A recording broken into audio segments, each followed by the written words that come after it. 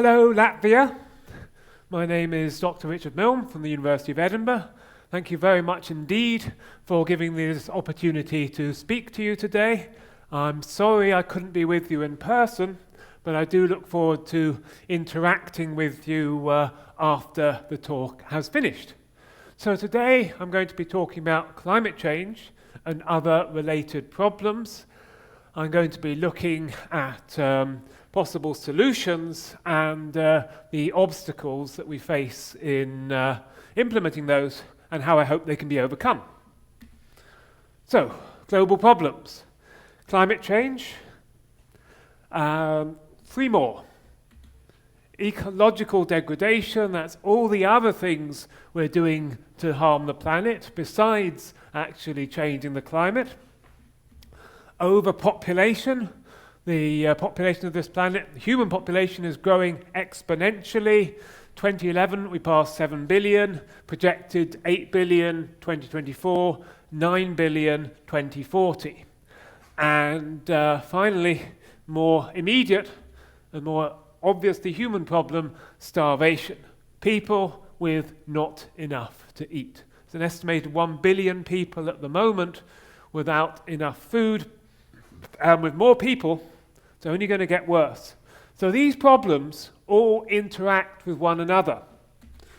The more people you have, the more carbon emissions you're going to get, and the more pressure on the environment in other ways. So this one, overpopulation, contributes to the two at the top. They each affect one another. Climate change harms ecosystems in other ways, while things like destroying rainforests and removing soils emits more carbon dioxide. And all three of these contribute to starvation now and in the future, more people, and making it more difficult to grow food. So food is at the very center of this, and I'm going to return to it again and again in this talk. I want to show you this sort of an analogy for how we get to where we are today. I'm just going to see if I can just reduce the light a bit. Is that okay? No? Okay, beg your pardon.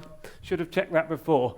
Okay, so what we have here is an analogy with this levee here, representing the planet's ecosystem and the food that it provides. So with the water here, this lake is the human population, and the levee is preventing the human population from spilling over into starvation, where we obviously don't want to be. When we were hunter-gatherers, you could only have as many people as could be fed by the planet's ecosystem in an unaltered state.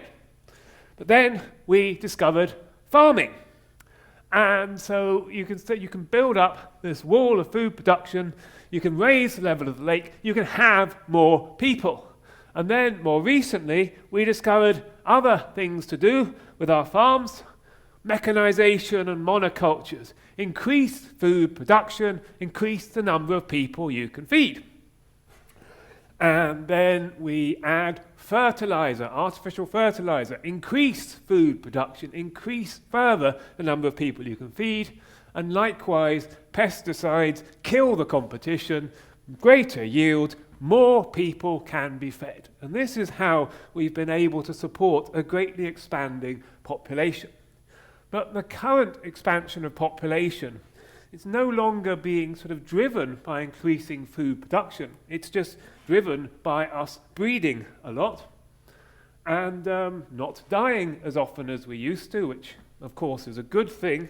But nonetheless, if you have more people or population growing faster than food production, then you have a problem.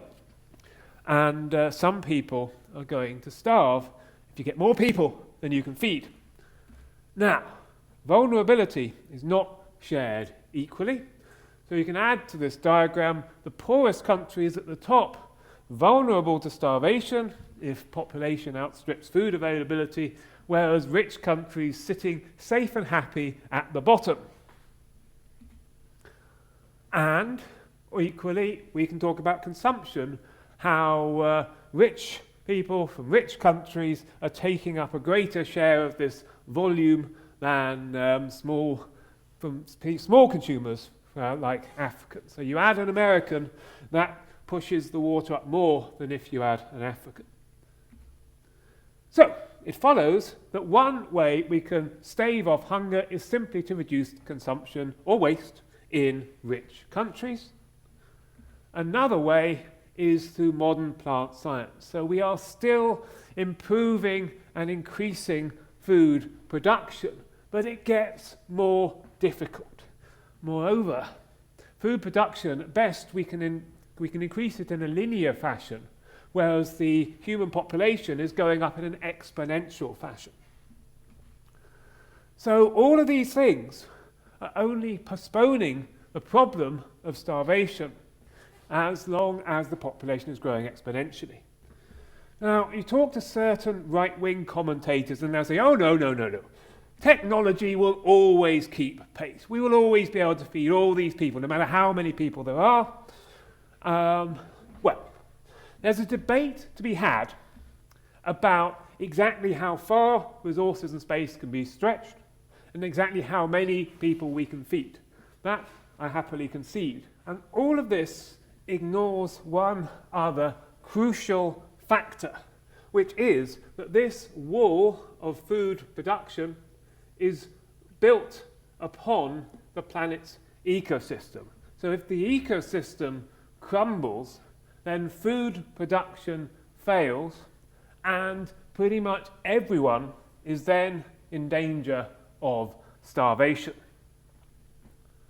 Let's look at this another way. Let's look at it from an economic perspective, representing the global economy as a suspension bridge happily chugging away.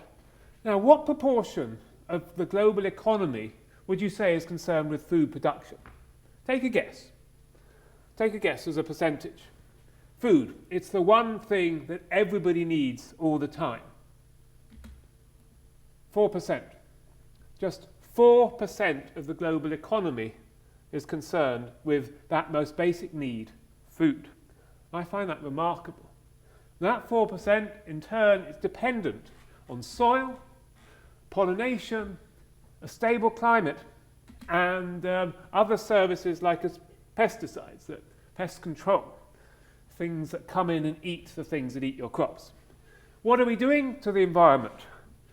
We're eroding soils, we're killing pollinators, we're killing other things that help us, and we're destabilizing the climate. And if that 4% of the economy concerned with farming, if that goes, well, the rest obviously goes too, together with the whole of human civilization. And possibly people aren't as worried about this as they should be. So, this is a simple diagram detailing what I think is the route to solving any global problem. You start with science, understand the problem, and we've kind of talked about that. I'll go into the science of climate change a bit more in a minute. And then society needs to accept the problem. You can't do anything about a problem if people don't accept that it exists. And for the ordinary man on the street, in the pub, or wherever, it can be quite confusing. Because you've got this guy over here saying, yeah, save the climate, man, we're causing all this destruction, we've got to do something. And this gentleman over here saying, no, there's no climate change, we're not causing it, nothing to worry about. And there's, who do you believe? Well, I can understand the dilemma. The point is, neither of these men are people you should be listening to if you're looking for factual information. Why? Because both of them have formed their opinions in a political fashion. So your left-winger is likely to believe in climate change, but he may also believe that GM crops will kill you. Your right-winger is likely to not believe in climate change, but think that GM crops are harmless. And the evidence may support one for one thing and another for another. If you want facts, you have to go somewhere else. If you want a good example of how people's perception of reality is determined tribally rather than by facts, watch any football match, any contentious decision. You've got one group of people believing it's a penalty and another passionately believing it's not a penalty. They're not looking at the facts. They're making their decisions tribally. And this happens a lot in people who are strongly politically motivated. So, this is the British public, a poll of the British public about 5 years ago, and we find that a quarter of them don't believe humans are causing climate change. And yeah, we've got this big area here of people who are confused, unsure. How do you get to the facts? Well, if you get closer to the facts by talking to scientists. And if you ask scientists, and somebody has, then you find that more than 3/4 say we are causing climate change. And this is all scientists across all disciplines. And a paltry 8% say that we're not. You can get closer still to the facts by asking climate experts, scientists who actually research this stuff. And then a whopping 97% say, yes, we're causing climate change. There's only 1.5% who say, no, we're not. And they all disagree with each other about what it is they disagree about. We will come back to that little 1.5% later. If you look at the scientific literature, you find that there are almost no papers, a tiny 0.2% disagreeing that we cause climate change. So as you get closer and closer to the evidence, you see less and less disagreement with the fact that we cause climate change. Whereas these politically motivated groups are arguably the people who are furthest from the evidence. And on climate change, it just so happens that people like Greenpeace are saying the same thing as the scientists and are therefore correct on this particular topic. So, let's have a look at the evidence, because it's more simple than a lot of people think it is. It's 4 basic facts, 2 causal relationships, and that is it, the science of global warming. That's all it is. Okay, so basic fact 1, carbon dioxide, physical property. It absorbs in the infrared spectrum. Sunlight comes into our planet through the atmosphere at high wavelengths, hits the ground, radiates out towards space and the infrared spectrum, and that is where carbon dioxide absorbs. So the more carbon dioxide you've got, the more heat will be trapped, the less will escape into space. It's like putting an extra blanket on your bed. Okay, it's a simple physical fact that's been known about for over a century. Secondly, humans emit carbon dioxide. It's hard to dispute that. We've emitted 1 million tons or more since the start of the Industrial Revolution. And based on these 2 facts, global warming was predicted in the reign of Queen Victoria. The idea has been around for far longer than we actually had evidence of a warming planet. It's not new. Third fact, increasing carbon dioxide in the air, steadily increasing amounts since 1960 when we started systematically measuring it. Fact number 4, temperatures increasing, albeit in a jagged fashion, because there are lots and lots of things that can affect the temperature in a given year, in a given decade. And if you ask me questions afterwards, I will talk about some of these. But these are our 4 basic facts, all supported by mountains and mountains of evidence. But for humans to be causing climate change, we need 2 causal relationships. So causal relationship 1, it's the human CO2 that causes the increase in the air. And you'll see in the media some people say, oh, no, it's not. No, humans only emit 4% of the carbon emissions in the world. Well, yes and no. It is a difference between gross and net. So if you look at gross emissions, you have to include all the carbon dioxide being breathed out by every animal, every organism in the world. But the carbon dioxide that you and I breathe out, where does it come from? It comes from our food. How did it get into our food? It was breathed in by a plant. It was taken out of the atmosphere into a plant and then into you, or into an animal and into you. So it's a cycle. All the natural carbon dioxide that's emitted, even from volcanoes, is part of cycles, and it's balanced by uptake. The stuff we emit is coming from deep underground, where it has been for tens, hundreds of millions of years. So that is what's causing the increase. You may also hear, oh, humans, oh, microphone's gone again. Hold on, I'll try and reattach it. Wrong way round.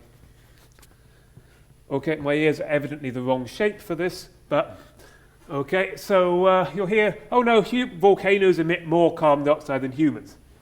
No, they don't. Every week, volcanoes emit about 2 million tons of carbon dioxide, very approximately. Humans, every week, emit quite a bit more. 600 million tons.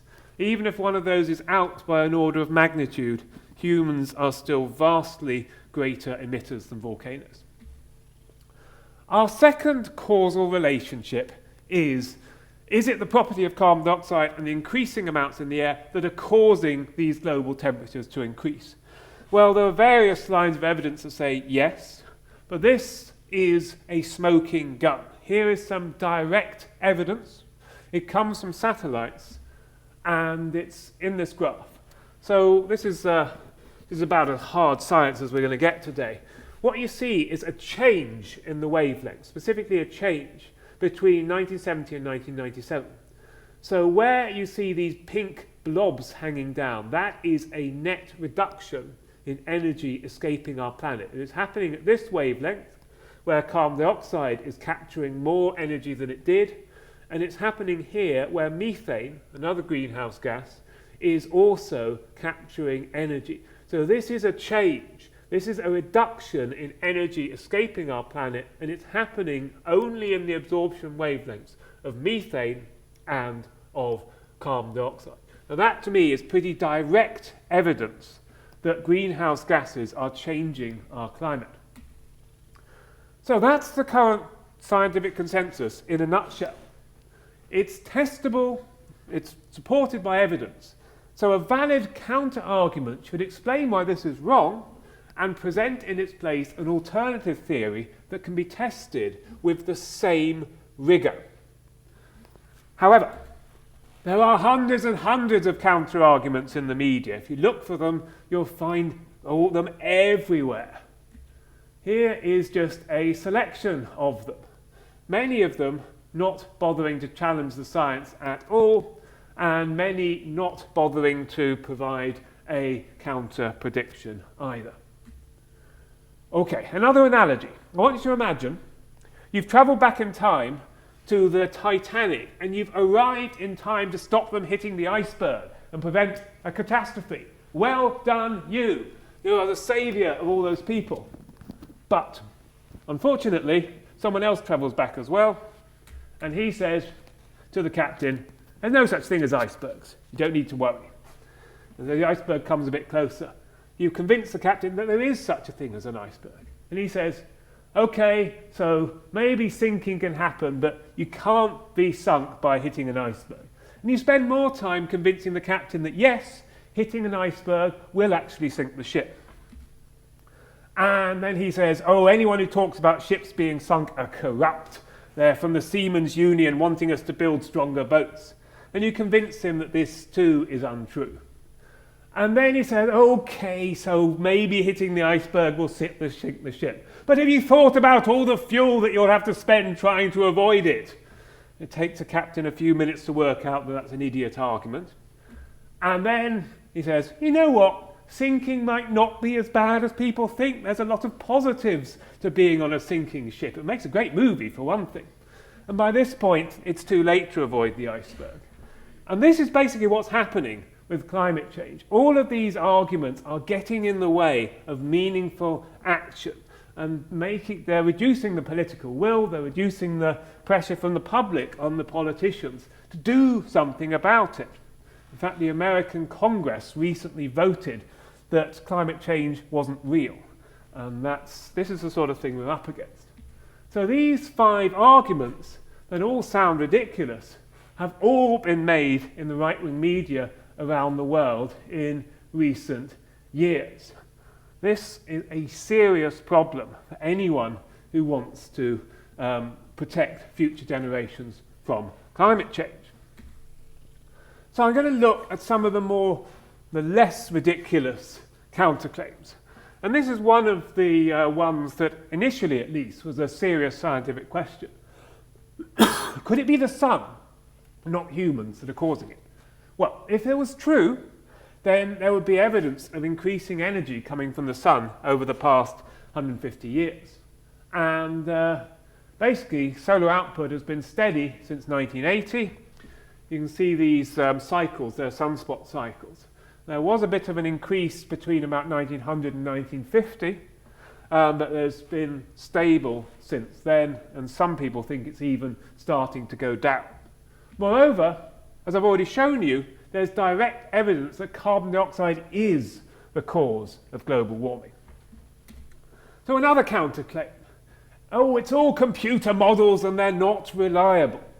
Well, if that were true, then errors in computer simulations would invalidate the whole thing. I've already shown you that in fact climate science is based on simple facts and basic physics. And the basic science is that there's more energy in the system than there was because less energy is escaping. So what do we use all these computer models for? We're trying to look into the more complex stuff. What effects is it going to have locally on the weather, on the ice sheets, on the oceans, currents, wind direction, biota? These things are much more complicated. The basic science of more energy coming in than goes out is straightforward. So here's another analogy. Imagine you own a china shop and somebody leads a bull into your china shop, and it's a very angry bull. And he says, I'm just going to leave this bull in your china shop. And you say, no, the bull's going to run around and break all my china. And he says, but can you tell me which pieces of china the bull is going to break and in what order? Of course you can't. And so climate change is the proverbial bull here. It's easy to say that more carbon dioxide will warm the planet. That's basic physics. It is very complicated to say exactly what local effects it will have, just as it's easy to say that the bull will break some china, but very difficult to say which china and in what order. So that's the sort of thing that these computer models are actually being used for. Okay, another counterclaim. Global warming stopped in 1998, and it'll come complete with a graph like this one showing what appears to be a flat-lining climate. Well, it's not showing you the whole graph. So let's expand this back in time. It looks a bit different when you show back to 1980. Looks even more different when you go back as far as 1860. And you get this wobbly graph, but it doesn't look like it's stopped now. So, and I should also add, very important this, climate is defined as a trend over 30 years or more. 1998 was an exceptional year. It was a big El Nino event, taking it way above the 5-year average. You could equally, if you start your graph at 1992, which was an unusually cold year for the decade, you can make it look as if climate change is actually happening faster than it really is. In reality, you've got to look at the whole graph.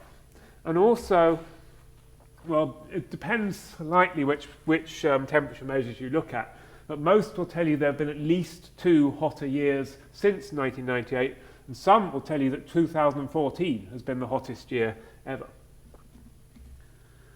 So this is an example of a trick paid by those, there's relatively few of these, but they're very powerful and very influential, people whose job it is to try to avert action on climate change.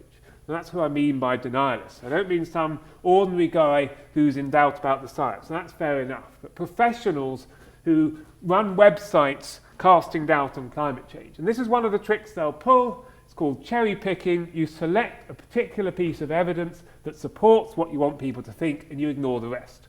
So starting your graph in 1998 is one way to do it. If you were on the Titanic and you wanted to cherry pick, you would stand on the rising prow and you'd say, look, the ship's going up, it's not going down, so how can it be sinking? That would be cherry picking. And equally, you could say sea levels aren't rising by standing on the west coast of North America where actually land is rising faster than the sea because of the geological faults there, whereas the average global sea level is going up. Okay, another counterclaim, and this is another of the most popular ones. The climate's changed before. There's two versions of this claim. The first one is the climate changed in the past, we didn't cause it then, so we can't be causing it now. Well, let's dissect that logic, shall we? Event A cannot occur without B, therefore B cannot cause A. That is the logic here. And it is the same as saying people died before cigarettes were invented, therefore cigarettes cannot cause death. Equally, people died before guns were invented, so bang, bang, bang, bang, bang, I can't possibly kill anyone by firing a gun into the audience. It's blatantly ridiculous once you look at it this way. Lots of things can change the climate. Increasing carbon dioxide levels is one of them. Now, again, I can talk about some of the others and why they're not responsible this time in questions afterwards.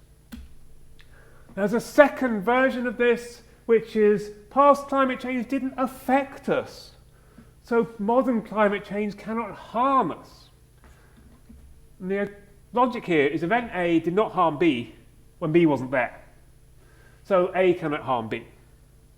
That is like saying, well, I wasn't there when the Chernobyl nuclear accident happened, therefore I must be immune to radiation. I'm a superhero. I'm not die of radiation man. Again, patently ridiculous. Let me give you another analogy. Okay, folks, here's the situation. An asteroid the size of Texas is heading for the Earth. And if it strikes, it's going to wipe out all human life. The only possible solution is to send Bruce Willis and his group of misfits up into space in order to blow up the beep, beep. Oh, hang on, phone call. What? Hello? What? Oh, okay. Apparently, an asteroid the size of Texas hit the Earth 65 million years ago, and no human beings died. None at all. Right, well, in that case, it can't be a problem. Cancel the mission. So, yeah, there's been massive climate changes in the past, and very often they led to mass extinctions. And we don't particularly want to live through one of those because we might be among the things that went extinct. Okay, now, this is a slightly different flavour of counterclaim. Humans are too small to affect the climate, and this appeals to your sense of humility, of smallness. And scientists are sometimes accused of arrogance, say, you think humans are so big that they can affect the climate. No, we're small, we're tiny, harmless creatures. We cannot harm the planet. So it assumes the atmosphere is too big for us to affect it. Now, you don't need to be a scientist to examine this claim critically. You just need to do a bit of maths with some data that you can get anywhere, even Wikipedia.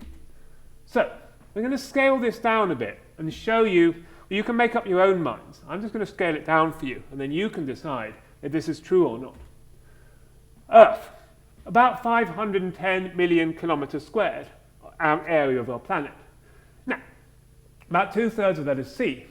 What I've done here is I've designed a perfect kilometre squared, representing the proportions of land to sea on our planet and the proportion of ice sheets and desert. So about maybe a quarter of this is bioproductive land that you could grow food on.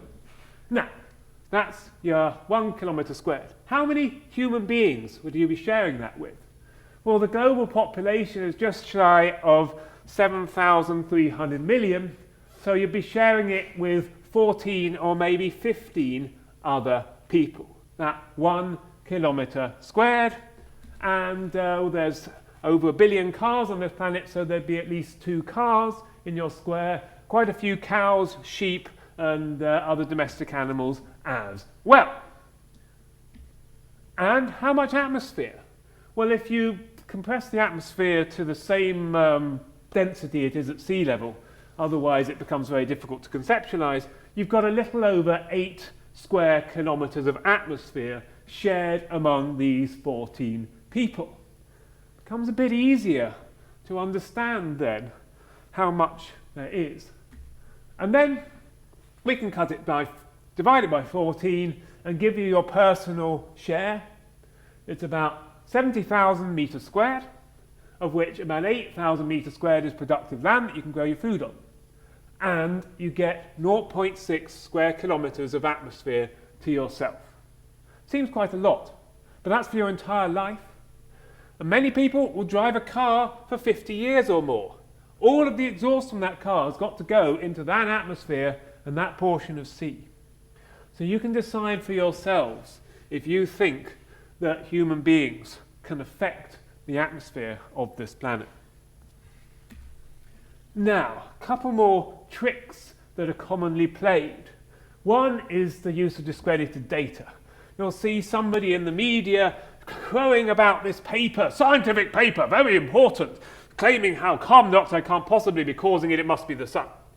And then when you look closely, you'll find the paper was written 15 years ago, it may have been retracted, and it's certainly been proved wrong by a dozen papers since. But it says what he wants it to say, and so he treats it as if it's new. And the people doing this tend to be what we call false experts. So this is somebody with no scientific expertise presenting themselves as a global expert on the topic. And they will usually blur the lines between science and politics. So this is an example of such. Nigel Lawson, he used to be Mrs. Thatcher's right-hand man, and now he spends his time undermining public trust in climate change in the newspapers whenever he gets a chance. Now, listening to this man talking about climate change is like listening to this man talking about the financial crisis or how to solve the war in Ukraine or whatever. He simply has no expertise whatsoever, but he presents himself as if he does. And what they'll tend to do, as I say, is blur that line between science and politics. So it's important to unblur it. So science, at its core, asks a very simple question: what are the facts? And the answers are found by research and evidence. Whereas politics asks, at its core, take away political parties and all that, politics is about this question: what should we do? And there, it's debate and discussion that gets us to the answer. So these are very different fields.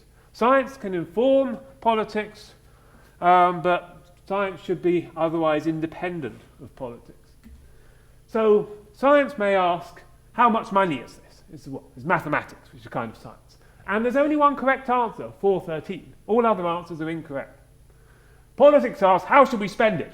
Ice cream, flowers, ice cream, flowers. It's a debate. There's no correct answer. Science may ask, how many fish are there in the sea? And again, there is a correct answer.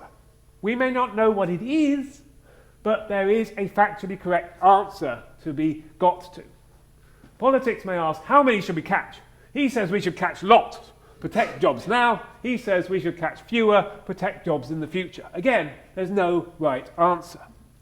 When we get to climate change, science asks what is causing it, and the answer is very clear that it's us.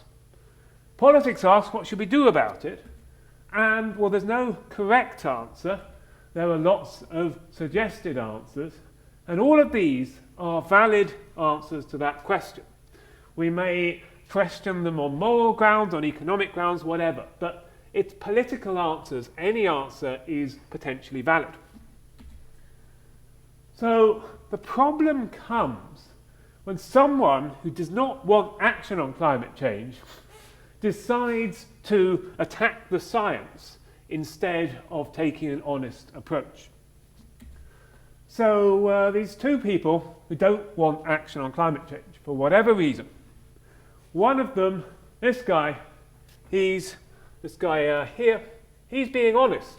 He's saying, oh, let future generations suffer, our lives are hard enough already. Well, that's a hard line to defend, but it is an honest one. But this guy here, he's saying, oh, the scientists are wrong, there's no need to do anything. And that is dishonest, but it's much more convincing. so it's not surprising that they say it. And in his defense, he may genuinely believe that he's right because all the other people around him may be telling him that he's right. Okay, so going back to the science, there is a fair question to be asked. Could those tiny number of dissenting experts, or could they be right? Could the consensus be wrong? It's a perfectly reasonable question to ask. But we need to understand first what is a consensus. And it's not like a newspaper where everyone has to follow the editorial line to be for this party and against that party. Not like a political party where the party has a line that you're expected to follow. It is a load of very, very independently minded people, each coming to the same conclusion independent of one another. That is the only way you get a scientific consensus. We are not, by our nature, people who will simply give our agreement to another person who we might regard as a rival. So the reason we have this consensus is the evidence has convinced 97% of the experts. Nonetheless, we have our mavericks. These are people who don't accept the consensus. And that's fine. It's absolutely fine. It's healthy. I'll tell you why in a minute. So you might have one guy who still thinks it's the sun, one guy who thinks it's cosmic rays, and one guy who still thinks it's volcanoes.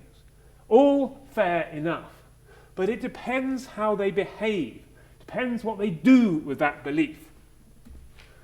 So if you're an honest maverick, what you're trying to do is find the evidence that will overturn the consensus. That is how a maverick should behave in any discipline at all. So if he succeeds, then others will be forced to agree with him, as happens with Galileo, because the evidence is too strong for them to resist. That's how science can move forward, and that's why you need a maverick.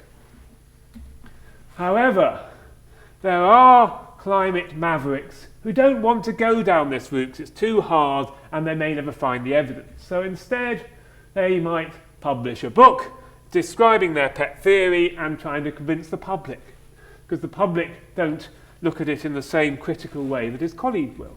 Or they'll use the tabloid press to raise their profile, and there'll be people willing to publish this, to fund it, to say, oh yes, this scientist is saying what I want him to say, so I'm going to pay for him to publish his book. So be suspicious of any so-called top scientist who uses the media to say everyone else is wrong and I'm right, because the chances are they are bypassing the proper scientific process of actually looking for evidence. On the flip side, these mavericks otherwise are something that you want to have, because they increase your trust in the consensus. If every single climate scientist out there was saying, oh yes, we absolutely believe this, then there'd be nobody looking to test to say, oh no, I want to prove this, I want to prove that, I want to prove that. The fact that these people are here looking for alternate causes gives you confidence that the consensus is right, precisely because they haven't found them. You'd have much less confidence if the mavericks weren't there looking. And there are fewer than there used to be. I mean, there were loads of people in the 80s who thought it was the sun, because the evidence was nowhere near as strong then. The number of mavericks is going down as the evidence gets stronger.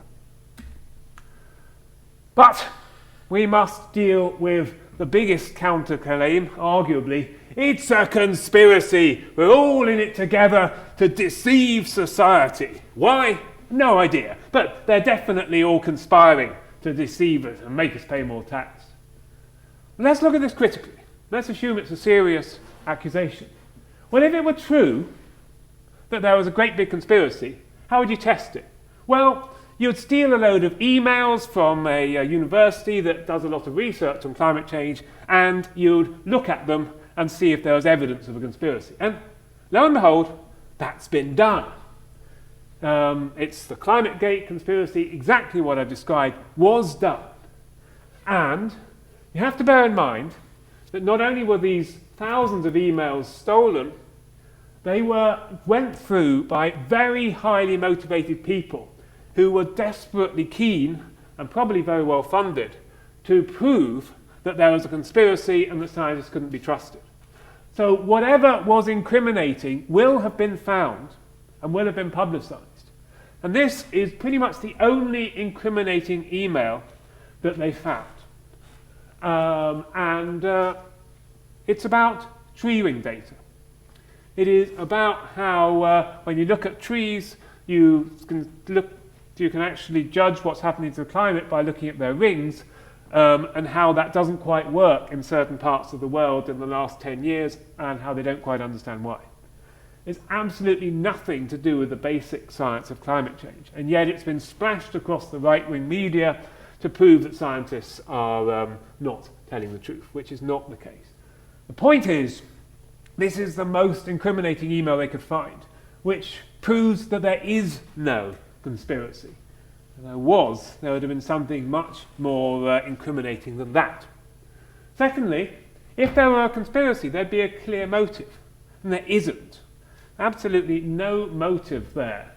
And if you imagine for a moment that all the climate scientists are being paid to say one thing or the other, then you'd have to look at where the money would be coming from. And these industries on the left, renewables and nuclear, well, yes, in theory they might be paying scientists to say, oh, we need to stop burning fossil fuels.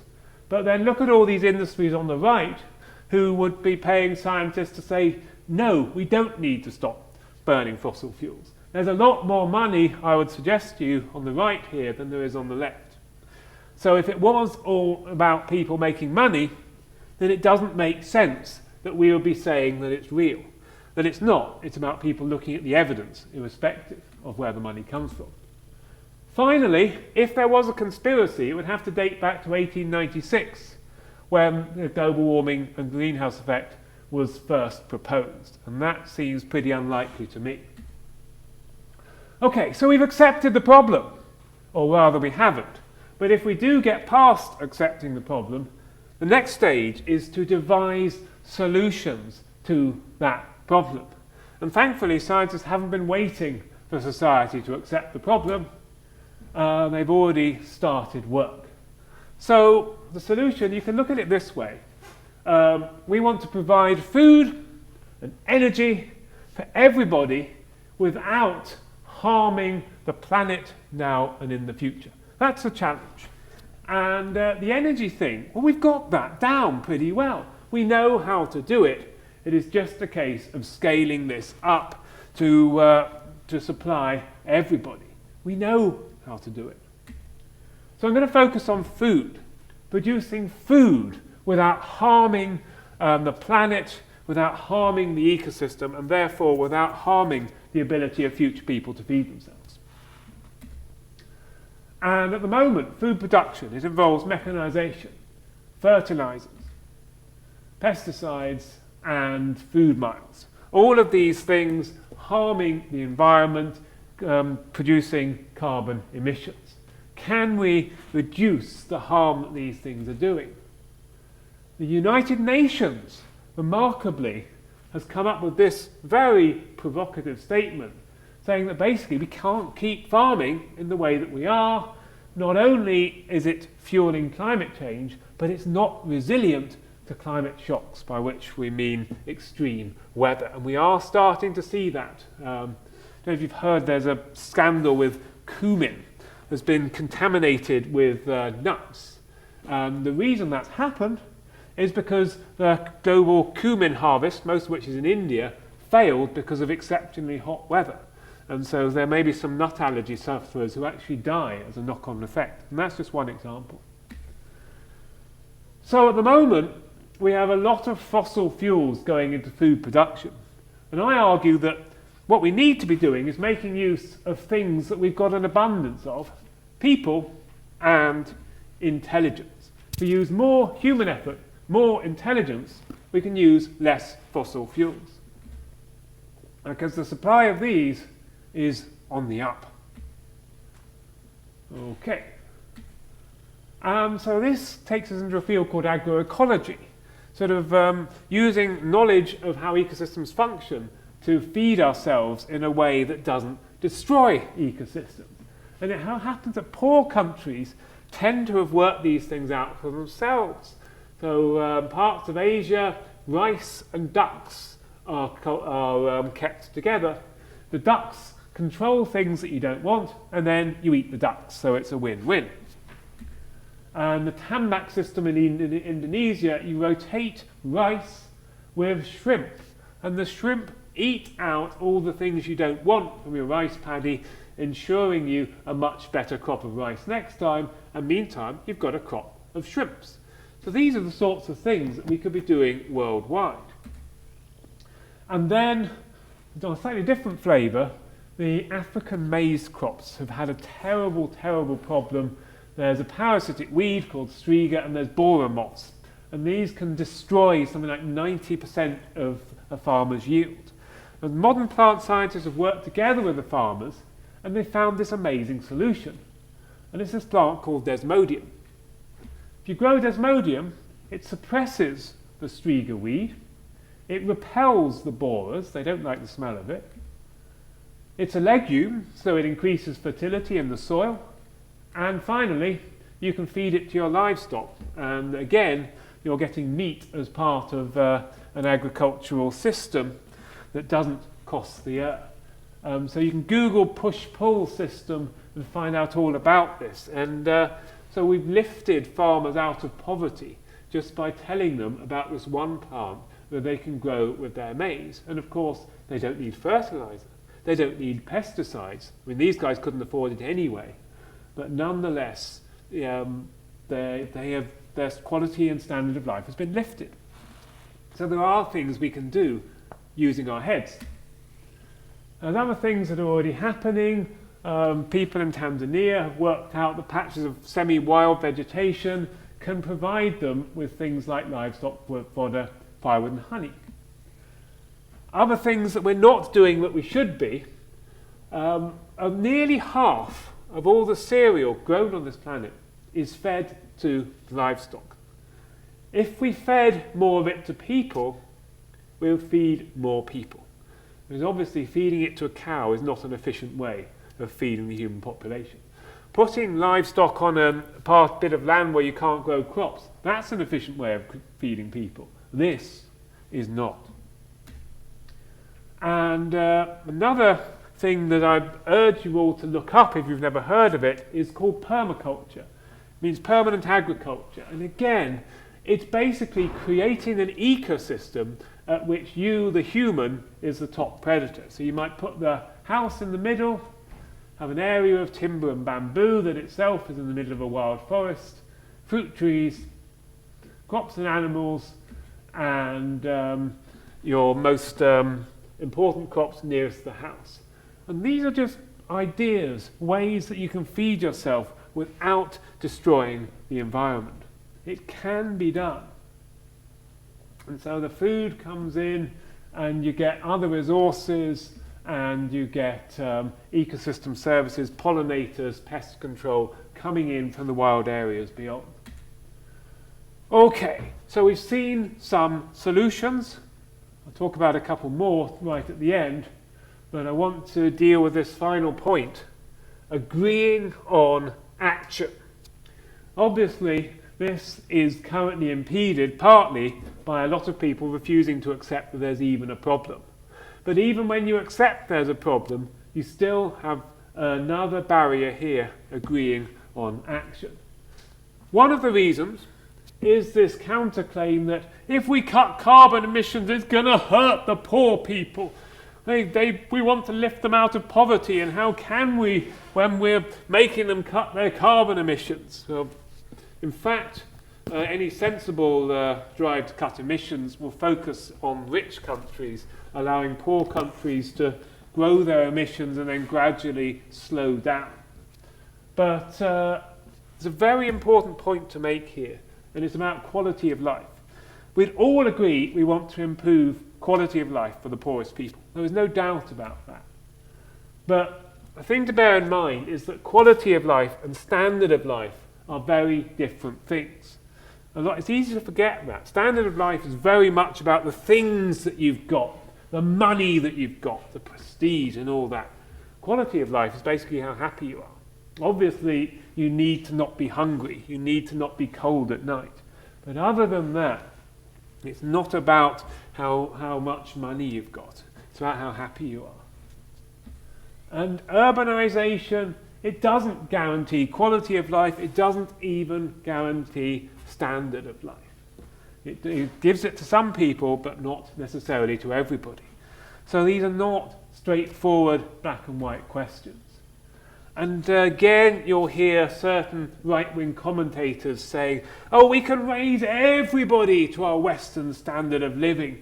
We can all live like Donald Trump. Well, hypothetically, morally speaking, yeah. If it were possible for everybody in the world to have the standard of living I have, then, it would be pretty immoral of me to say, no, that shouldn't happen. If it were possible, then it would be desirable. The problem is it's not possible, because our standard of living in the West is partly coming from exploitation of the poorest people, that we don't necessarily as individuals control it, or it's very difficult for us to. But also our ecological and carbon footprints are so large. If you gave those same footprints to everybody in the planet, then things would be a hell of a lot worse than they already are. And watch out for this, the confusion of what's desirable and what's achievable in the media. Commentators who want this Western standard of living for everybody will say, well, I think it's morally desirable, therefore anyone that says it can't happen is really nasty. Well, that's confusing desirable and achievable, and those things are very different. We may think this should happen, but it doesn't mean that it can. And the world certainly could not feed 7 billion Donald Trumps. What a horrendous thought. So, raising living standards for the poorest, yes, probably morally desirable. Quality of living, definitely morally desirable. But doing so tends to increase the world's problems. So can we have the good without the bad? Can we increase standards of living without the attendant problems? Well, it could be done. Lowering standards elsewhere, balancing everything out, that would do it. If you manage to solve the overpopulation problem with better birth control, that would probably do it. More efficiency. We use the food we produce and the energy we produce better, then that extra can be used to raise standards of the poorest. Or, of course, we could completely ignore the problem. And this is the other reason why it's so difficult to get action. And this actually applies locally as globally. It applies to people throwing litter. And it's an age-old principle called the tragedy of the commons. Imagine that we have 6 people. They live in a village, and in the centre of that village is a green of grass where everyone has the right to graze their cattle. Now these 6 men each have 1 cow, and they're sharing resources equally, and everything is good. Then one man decides, hang on, if I get a second cow, then I can get a greater share of the resources, and I get twice as much milk as everybody else. So I'm now the richest man there. And before long, everyone else looks at him and thinks, that's not good. So somebody else gets themselves a second cow. And now he's getting twice as much milk. And the others look at them and say, that's not fair. They've got a bigger share than us. And pretty soon, everybody has 2 cows. The problem is that we're now getting twice as much grazing pressure on this green as there was before. And then before too long, someone thinks 2 cows is good, 3 cows is better, and someone else thinks the same thing. And eventually we reach a point where there are too many cows, and it destroys the grass. They churn it up, they kill all the grass, and there's nothing left for the cows to eat, and everybody's cows die. The point here is that when each person adds a cow, there's a big benefit for them and a cost, but the cost is shared between everybody. If somebody consents to have 1 fewer cow, there's a big cost for him, but the benefits are shared between everybody. And this is why global negotiations about climate change are so difficult, even if you remove the climate denial that's infected the leaders of Australia and Canada and the US Senate. Take that out and you've still got to deal with the tragedy of the commons, people making national sacrifices for the good of the entire planet. It's not easy. But cutting carbon emissions does not have to hurt. This is a fallacy that's got into the media that it's automatically going to be bad for the economy. I'm not an economist, so I can't really judge to what extent it actually is bad for the economy to burn less fossil fuels and have more investment in renewables. It's got goods and it's got bads. But there are ways to cut carbon, take carbon out of the atmosphere that don't involve burning less fossil fuels at all. And these are barely talked about. Part of the reason is that the debate has been so hijacked by people like this showing doubt about the very basics of the science. When in reality, the debate we should be having is what do we do and how do we do it? And then people might see that there are ways of doing it that don't involve having to give up their cars. And one of the ways is to look at farming. Now, conventional farming and certain types of organic farming are very different in what they do to the soils. Soils can be carbon sinks, they can absorb carbon, but if you farm in an intensive way, then you can actually consume soil and reduce and release carbon into the atmosphere. But if you farm in an organic manner, putting all the vegetable matter that you don't eat back into the soil, then actually you can catch and sequester carbon. You can build up soil. So you're making food and you're helping the entire planet. And if everybody did this, then 1/3 of global emissions could be offset. And if you imagine taking out another third by increasing renewables and the remaining third by subtle behaviour changes like fewer longer holidays, that would mean less aviation, less flying, simple things like that. And suddenly you can actually get rid of increasing carbon dioxide in the atmosphere without it actually hurting very much. Now this is going to blow your mind. I'm not going to tell you this. I'm going to urge you to watch this video. Just Google savoury grazing. Savoury grazing. It's about 20 minutes, quite short.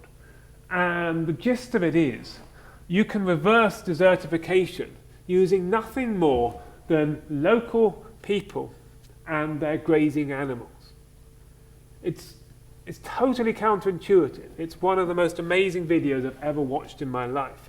And again, it's another way we can deal with this problem without causing any harm to anybody's bank balance. And then China. China's not a democracy. And in some ways, that's a lot of things about human rights going on. But at the same time, when China wants to do something good, it can do it. And it doesn't have to worry about public opinion. It just goes out and does it. It's a massive area of southwest China that used to be pretty much desert. And the government has pumped colossal amounts of money into restoring that land, planting incredible amounts of natural vegetation all over the place. And it's tripled the amount of food that the local people can grow there, greatly increasing their quality of life and their wealth and everything. And at the same time, carbon is being drawn out of the atmosphere, and also it's reducing the dust storm problem that's been plaguing all the cities around there.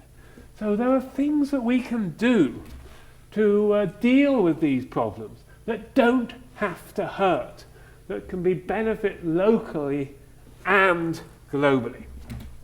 So to conclude, food, not money, is the basic human need. And whatever we think about globally, we have to remember that.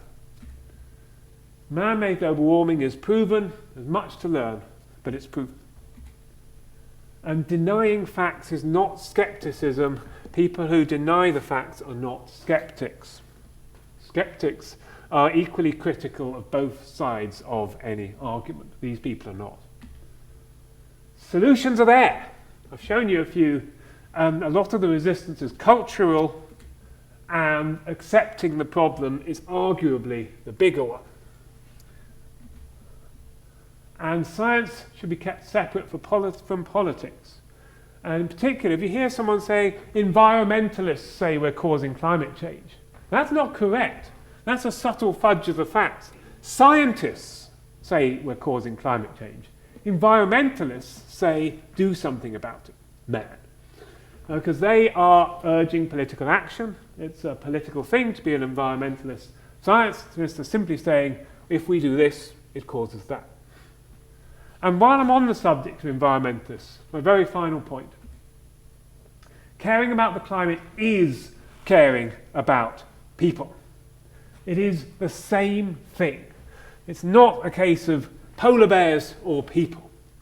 If you care about the climate and stopping climate change, you're caring about people who are going to be here after us. And as a human being, I find that a complete imperative. And so caring about climate is caring about people. Thank you very much, and I'll be happy to answer your questions.